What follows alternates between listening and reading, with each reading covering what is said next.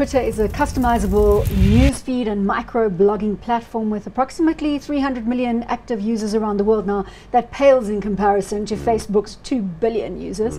Market cap is $13.2 billion, not profitable, nor is it paying any dividends. Now, Twitter was once described as the place where you can follow the people that you wish you'd gone to school with, whereas Facebook is the place where you're unfortunately locked into following the people that you unfortunately did go to school with.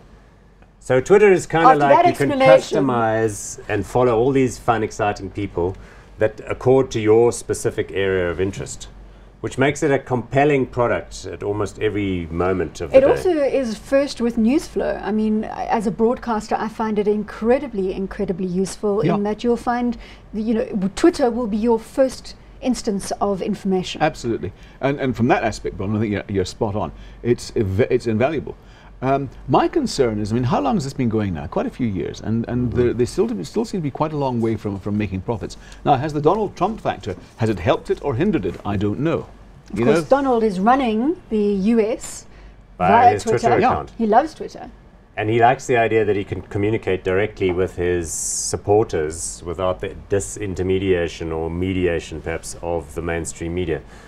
Which means that he's issuing all these, kind of wildly unpresidential kind of comments via the interface. Let's just have a look at the share price graph, because as you said, the trend here is very different to what we've seen with the other stocks in the space. It kind of came on well. It did okay at the beginning of its investment time. Then it shoots up to like $70 a share. Then it's plummeted all the way down to 15, and it's currently lurking at about $18 a share. So it's been very unimpressive for almost anyone who's held it for a long time. Maybe you made a few bucks if you bought them recently. It's also had a few flutters where people have rumored to be interested in buying the company in order to get those users. But I mean, this would it would great if Facebook managed to buy this platform and added that to its interface. I guess so, although at some level people think that maybe in time those other social media giants wish that Twitter will just kind of go away. Twitter doesn't really have much active user growth. It's stagnating at around that 300 million mark.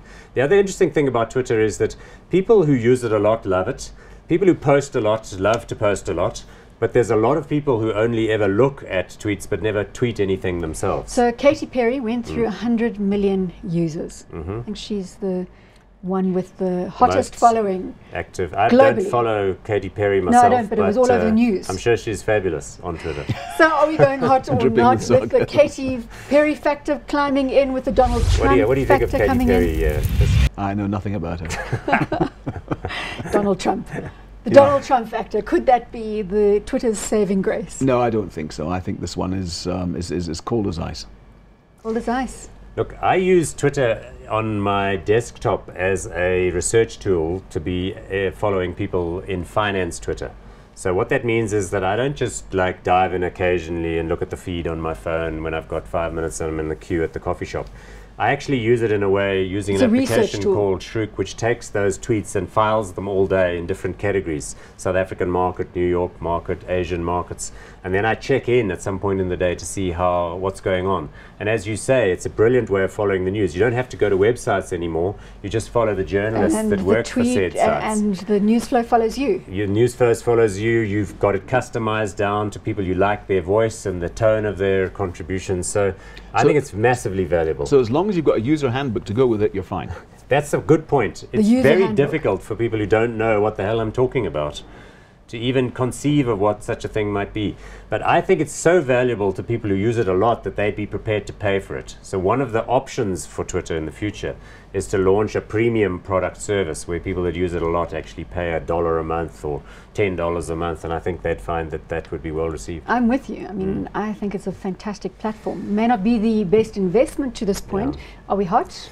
It's also got, I feel like I'm going on a bit here, it's got a management team, Jack Dorsey, who runs it, who actually they give out excessive share-based compensation to each other without making enough profit. That's a problem. They've lost senior executives. But you know what? I'm still hot in it, notwithstanding all of those things. Hot after it. It's only $13 billion. One of those other companies could buy them in a heartbeat. This could be our moonshot.